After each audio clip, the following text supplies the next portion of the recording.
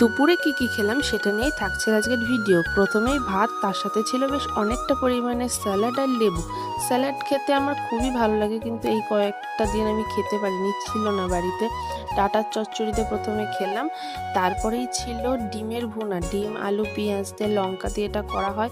এটাও স্যালাড দিয়ে খেতে খুব খুব ভালো লাগে।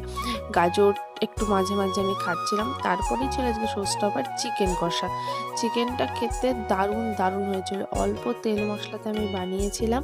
তোমরা চাইলে আমি এই চিকেনের রেসিপিটা দিয়ে দেবো, তার জন্য কমেন্ট করতে হবে। আর তারপরে একটু আলু নিয়ে স্যালাড নিয়ে খেতে দারুণ দারুণ লাগছে। দেখেছো, চিকেনটা হাত দিতে না দিতেই খুলে আসছে, এত ভালো লাগছে। আর যে কোনো মাংসর সাথে আমার তো একটু পেঁয়াজ লাগবেই।